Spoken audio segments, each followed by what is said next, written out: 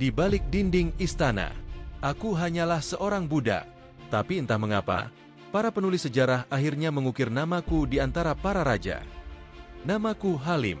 Jika kau mencari namaku di antara silsilah bangsawan, kau takkan menemukannya. Aku bukan keturunan raja, bukan pahlawan, bahkan bukan orang merdeka. Aku lahir dari rahim seorang pelayan dapur di kedalaman istana Langit Timur, dan mungkin akan mati di tempat yang sama jika takdir tidak bermain-main denganku. Hari-hariku dimulai sebelum matahari menyapa langit.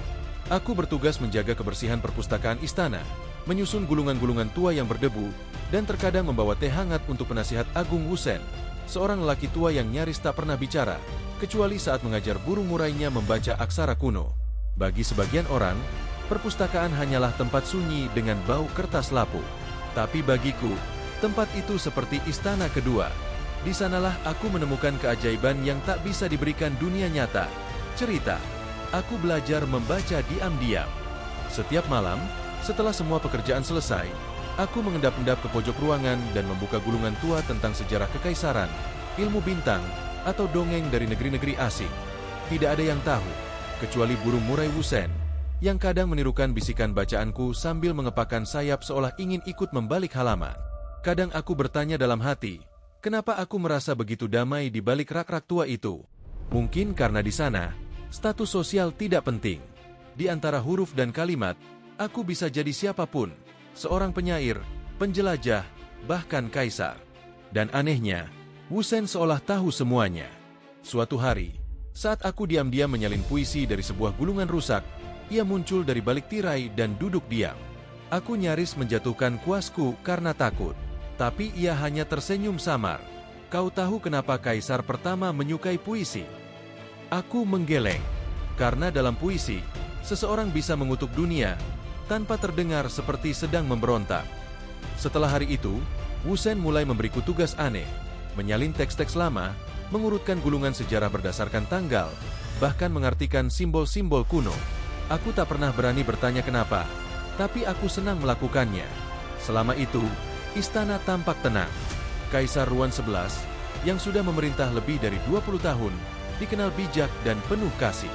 Ia sering turun ke pasar dengan penyamaran dan membagikan koin kepada anak-anak. Putranya, Pangeran Tao, jarang terlihat, tapi banyak pelayan berkata bahwa ia tengah belajar keras untuk menjadi penerus yang layak. Langit Timur saat itu adalah negeri yang tampak sempurna. Lagu-lagu rakyat bergema setiap malam.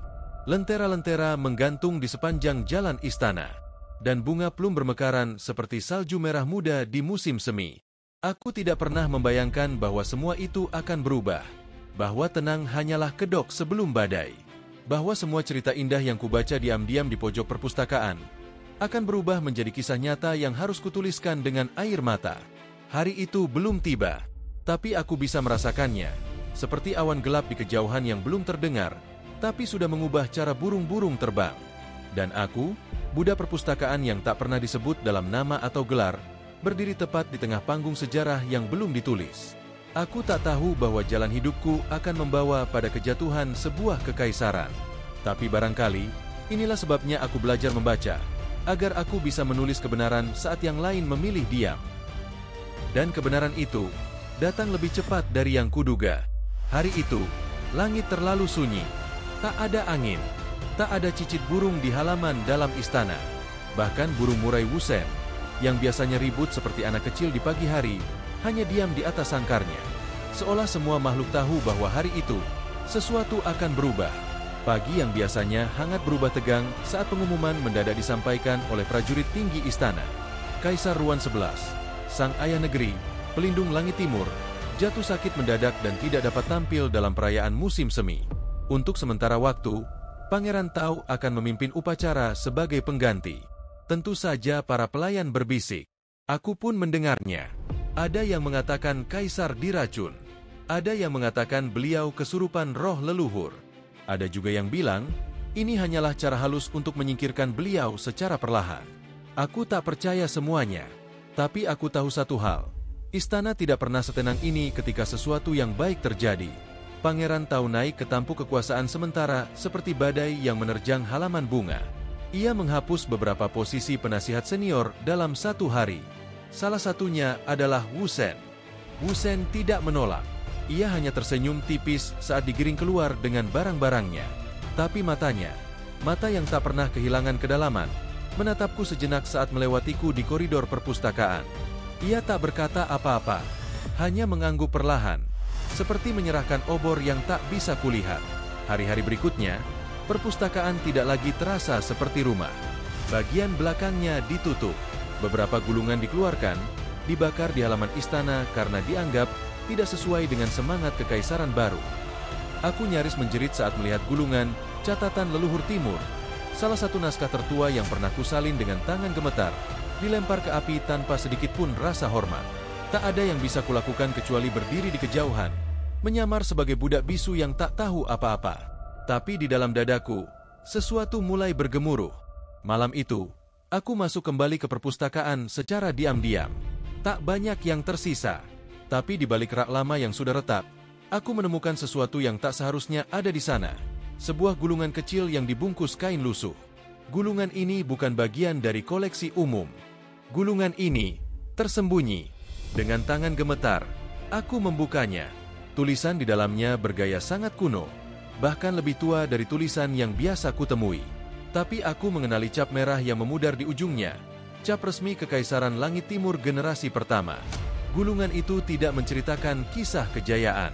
Sebaliknya, ia menyimpan rahasia tentang perebutan tahta berdarah yang mengawali lahirnya kekaisaran, tentang pengkhianatan terhadap Raja Shah, dan tentang perjanjian rahasia dengan negeri asing yang menjadi awal dari semua kemegahan ini. Kekaisaran Langit Timur dibangun di atas kebohongan. Tanganku gemetar saat menutup gulungan itu. Jantungku berdegup lebih cepat dari sebelumnya. Aku menatap bayanganku sendiri di permukaan jendela kaca perpustakaan yang berembun. Apakah ini alasan Wusen memilihku? Apakah ini sebabnya aku diajarkan membaca? Bukan hanya untuk memahami, tapi untuk menyimpan sesuatu yang tak bisa diceritakan lewat suara. Esoknya, istana kembali berubah. Kali ini, perubahan itu tidak hanya terasa. Ia terlihat. Pangeran Tao memerintahkan pembangunan balai sejarah baru, sebuah bangunan besar yang katanya akan menjadi simbol kejayaan dinasti. Tapi aku tahu, itu bukan sekadar bangunan. Itu adalah tempat untuk menghapus masa lalu. Semua gulungan lama diminta dikumpulkan dan dipilih. Mana yang boleh dibaca, mana yang akan disingkirkan. Aku tahu, jika gulungan yang kutemukan sampai jatuh ke tangan yang salah, segalanya akan berakhir. Dalam bayangan malam, aku mulai menyusun rencana. Aku tidak tahu bagaimana. Aku tidak tahu siapa yang bisa kupercaya. Tapi satu hal pasti, aku tak lagi sekadar budak. Aku adalah penjaga cerita yang tak boleh hilang. Dan jika kisah ini harus disampaikan, maka akulah yang akan menuliskannya dengan keberanian, bukan tinta. Aku tak sadar, langkah kecilku malam itu telah menempatkanku pada jalur yang akan mengguncang seluruh kekaisaran. Mereka membakar sejarah karena takut pada kebenaran. Tapi bahkan abu pun bisa menyisakan api. Dan aku adalah percikan kecil itu. Percikan itu mulai tumbuh dalam diam. Seperti nyala kecil yang merambat di balik tirai emas istana, mencari celah untuk menjadi kobaran. Sejak malam itu, aku tak lagi sama. Aku bukan lagi budak yang sekadar membersihkan debu dari rak-rak tua. Diam-diam, aku menjelma menjadi penjaga rahasia.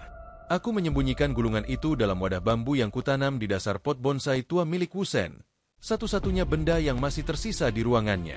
Setiap hari aku berpura-pura bodoh, menyapa pelayan-pelayan dengan senyum, membungkuk kepada para pejabat baru, dan menyuguhkan teh kepada para pengawas balai sejarah dengan wajah setunduk mungkin. Tapi di dalam diriku, badai sedang tumbuh. Ketika orang-orang bicara tentang kejayaan Pangeran Tao yang semakin membesar, aku hanya melihat bagaimana ia memoles istana dari luar sementara di dalamnya, akar-akar sejarah diracuni. Hari itu, sebuah peristiwa mengubah arah langkahku selamanya. Aku sedang mengantar daftar salinan teks yang akan dibakar ke ruang pengarsipan, ketika kudengar dua suara yang tidak asing berbicara di balik tirai sutra merah. Pangeran Tao, dan seseorang dengan suara yang asing, berat, dan dingin. Aku tak boleh ada di sana. Tapi rasa ingin tahuku lebih besar daripada rasa takutku. Suara Pangeran Tao, gulungan itu masih belum ditemukan. Suara asing, kau tahu artinya jika bukti itu jatuh ke tangan musuh. Mereka akan tahu bagaimana leluhurmu mendapat tahta dan kekuasaanmu runtuh sebelum ia sempat mengakar. Aku menahan napas. Gulungan itu, mereka mencarinya, dan mereka tahu apa isinya. Suara asing, aku sudah memenuhi janjiku, membantumu naik sebelum waktumu. Sekarang giliranmu menjaga perjanjian itu tetap terkubur. Perjanjian? Bantuan? Apakah ini tentang hubungan rahasia dengan negeri asing yang disebut dalam gulungan? Aku melangkah mundur perlahan. Tapi lantai kayu tua berderit. Satu bunyi kecil yang membuat nadiku berhenti berdetak. Tirai disibak dengan cepat. Mata Pangeran Tau bertemu denganku. Sebentar saja, tapi cukup untuk menyulut satu hal yang tidak bisa dihindari. Aku sekarang menjadi ancaman. Malam itu aku tahu, waktu bermain aman telah berakhir. Aku tak bisa hanya menyembunyikan kebenaran. Aku harus menyampaikan kebenaran itu. Tapi kepada siapa? Jawabannya datang dengan cara tak terduga. Di dapur belakang tempat para budak makan, aku bertemu seorang perempuan muda bernama Lian. Ia dikenal sebagai budak penjahit, bertugas memperbaiki jubah-jubah bangsawan. Tapi aku tahu dari cara ia berbicara, dengan pilihan kata yang terlalu tajam untuk seorang penjahit, bahwa ia bukan budak biasa. Lian tertawa saat aku menyebut nama Wu Sen. Kau pikir hanya dia yang menyimpan rahasia di istana ini? Banyak yang diam, tapi bukan berarti mereka tidak melihat. Aku memberanikan diri menunjukkan bagian kecil dari gulungan rahasia. Lian terdiam, tapi matanya berbinar seperti seseorang yang baru menemukan peta harta karun. Jika kau siap, aku akan mengenalkanmu pada Bayangan Timur. Bayangan Timur bukan nama orang. Itu adalah jaringan rahasia dalam istana. Para pelayan, pengawal, penyamak kulit, bahkan penjaga lentera, orang-orang tak terlihat yang menolak tunduk pada pemalsuan sejarah. Mereka menyimpan gulungan-gulungan yang sempat selamat dari pembakaran. Mereka mencatat percakapan penting, gerakan pasukan rahasia, dan perubahan peta kekuasaan yang terjadi di balik layar.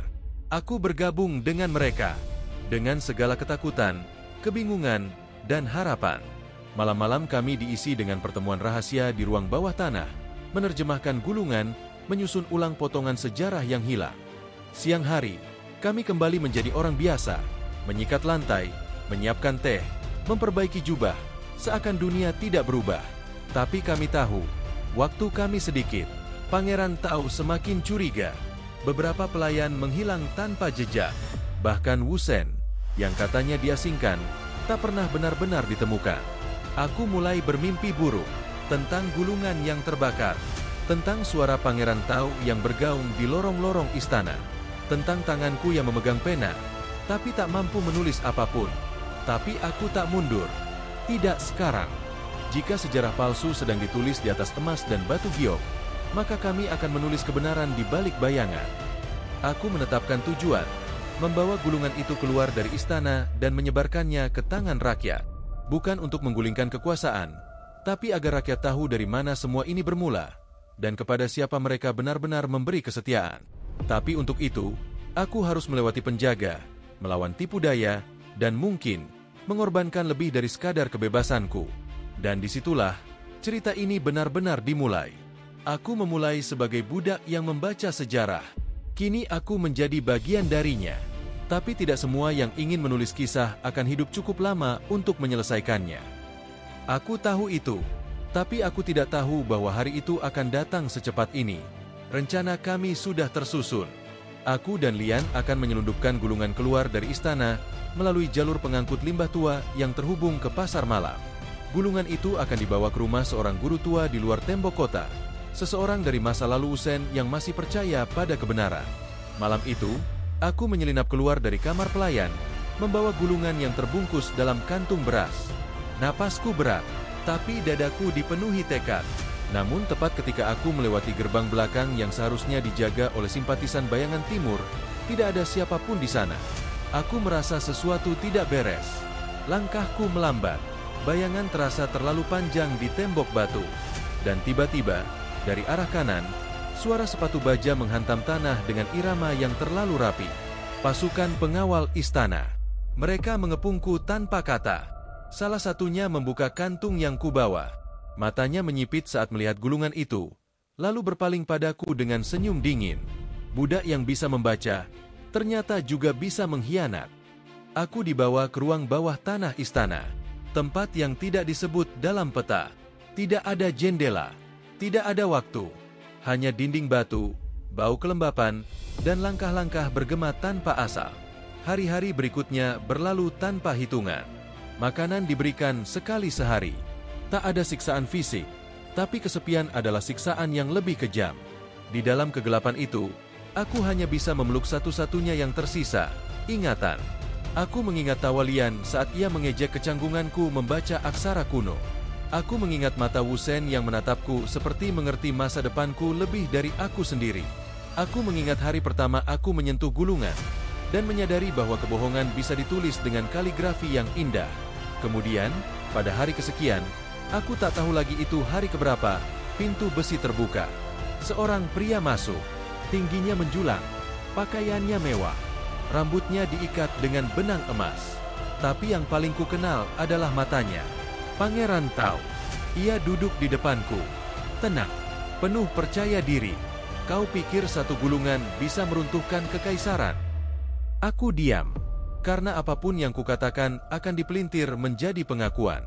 Aku tak akan membunuhmu, katanya pelan. Tapi aku akan memberimu pilihan. Menjadi juru tulis resmiku, atau tetap di sini sampai nama dan akal sehatmu hilang bersama jam-jam gelap ini. Hatiku mencelos. Ini bukan sekadar ancaman. Ini jebakan sejarah. Jika aku menerima, aku akan menulis sejarah sesuai versi mereka. Aku akan menjadi tangan yang menyalin kebohongan. Tinta hitamku akan menutupi kebenaran yang dulu kutemukan sendiri. Jika aku menolak, mungkin aku akan hidup, tapi hanya sebagai bayangan yang dilupakan. Aku tak tahu apa yang lebih mengerikan, hidup sebagai penipu, atau mati sebagai kebenaran yang tak sempat diucapkan. Kau bukan siapa-siapa, Halim, katanya sebelum pergi. Budak hanyalah budak. Jika kau benar-benar ingin mengubah sejarah, kau seharusnya lahir sebagai pangeran. Pintu menutup. Aku sendiri lagi. Dan di sanalah aku duduk semalaman, menatap lantai batu yang dingin, mencoba memilih satu dari dua jalan yang sama-sama membinasakan. Sampai akhirnya, suara itu datang. Ketukan. 3 kali. Senyap. Lalu 1 kali lagi. Sandi dari bayangan timur. Pintu terbuka dari dalam dinding. Seseorang menarikku. Aku terlalu lemah untuk berdiri sendiri. Tapi saat kulihat wajah di balik kegelapan itu, aku tak kuasa menahan air mata. Lian. Luka di pipinya. Bajunya compang-camping. Tapi matanya masih penuh bara seperti malam pertama kami bertemu. Kau tidak sendirian, katanya. Belum saatnya menyerah. Kami melarikan diri lewat lorong rahasia yang dibangun sejak zaman leluhur pertama. Sepanjang lorong, aku melihat nama-nama yang terukir di batu. Nama-nama budak, pengawal, penjahit, pelayan dapur, orang-orang yang selama ini tak punya suara. Tapi disinilah mereka menuliskan kebenaran mereka. Dalam diam.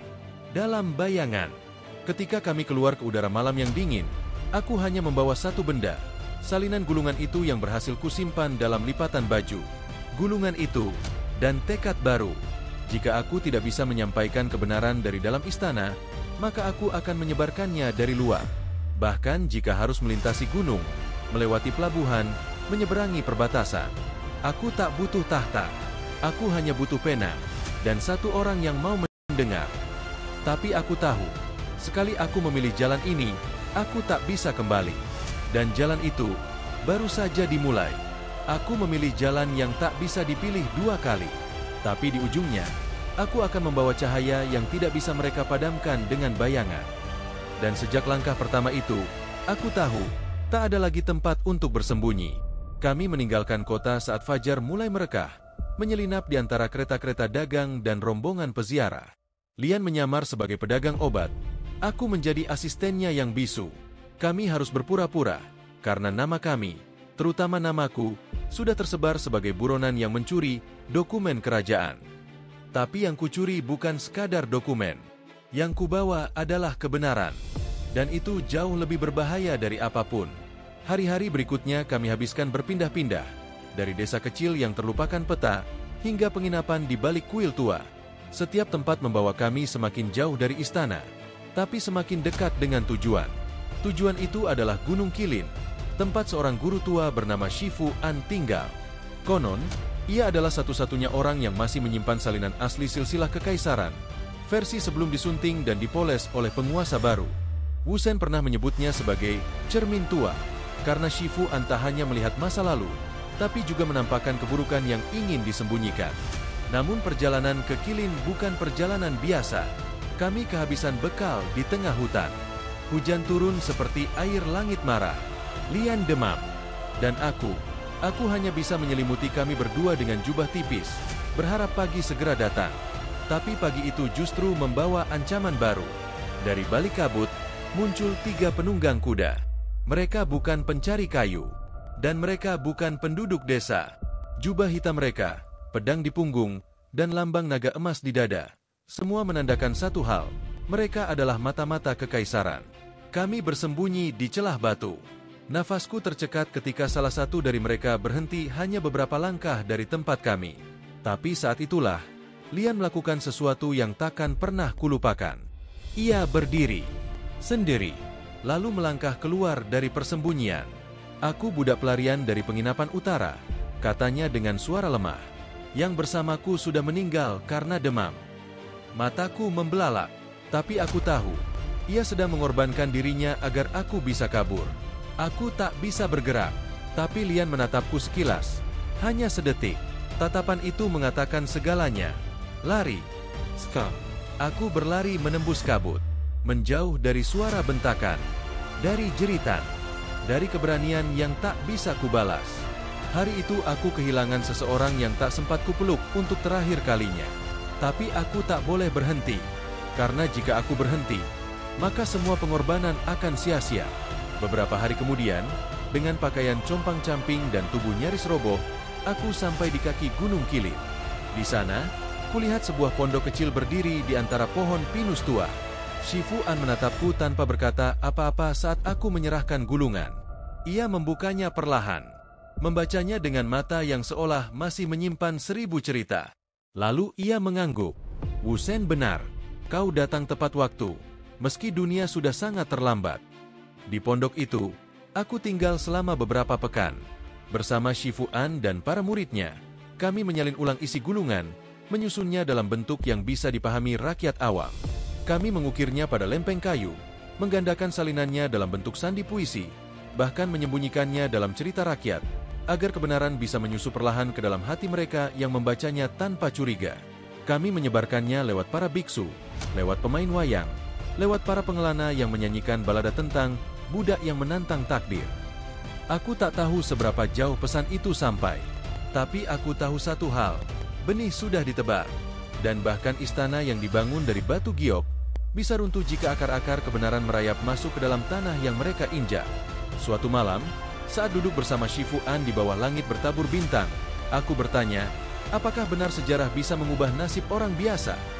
Ia tersenyum, menatap langit, lalu menjawab, sejarah tak mengubah siapapun, Halim. Tapi orang-orang biasa yang berani melawan sejarah palsulah yang mengubah segalanya. Malam itu, aku menangis, bukan karena lelah, bukan karena kehilangan, tapi karena untuk pertama kalinya, aku tak merasa sendirian lagi. Aku tak lagi berlari dari bayangan. Kini aku adalah cahaya kecil yang menyusup di antaranya. Dan aku tahu, sebelum hidupku berakhir, aku akan memastikan cahayaku sampai ke tempat yang tak pernah dijangkau oleh kekuasaan. Dan ternyata, cahaya itu mulai bergerak lebih cepat dari yang kubayangkan. Beberapa bulan setelah gulungan disebarkan, kabar mulai datang dari arah yang berbeda-beda, bagaikan riak air yang lahir dari satu batu kecil yang dilemparkan ke danau tenang. Di desa perbatasan timur, para petani mulai melantunkan syair tentang seorang budak yang menulis kebenaran di dinding-dinding malam. Di utara, sekelompok pengelana membuka sekolah-sekolah kecil, mengajarkan sejarah dalam bentuk puisi, bukan dari buku resmi kerajaan. Dan di pasar ibu kota sendiri, sebuah cerita wayang berjudul Bayangan Terakhir Sang Pangeran mulai populer. Kisah yang mengolok-olok penguasa tanpa menyebut namanya, tapi semua orang tahu siapa yang dimaksud. Pangeran Tao, yang selama ini tenang di balik tirai kekuasaan, mulai panik. Ia memperketat sensor, menghukum pengarang, membakar buku.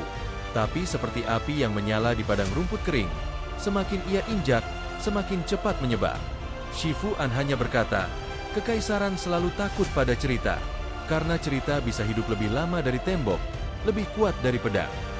Namun, Tidak semua berjalan mulus.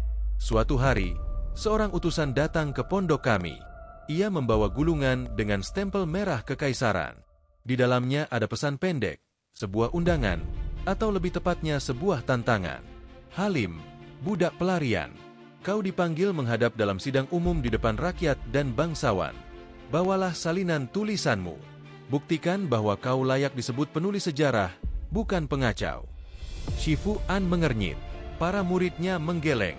Tapi aku tahu, ini adalah kesempatan terakhir. Aku bisa menolak. Aku bisa tetap di gunung, hidup sebagai bayang-bayang. Tapi tidak, aku sudah terlalu jauh untuk mundur. Jadi, aku turun gunung. Tidak dengan jubah budak, tidak dengan pakaian penyamar, tapi dengan pakaian sederhana dan salinan gulungan yang telah ditulis ulang, bukan sebagai dokumen istana, tapi sebagai kisah manusia.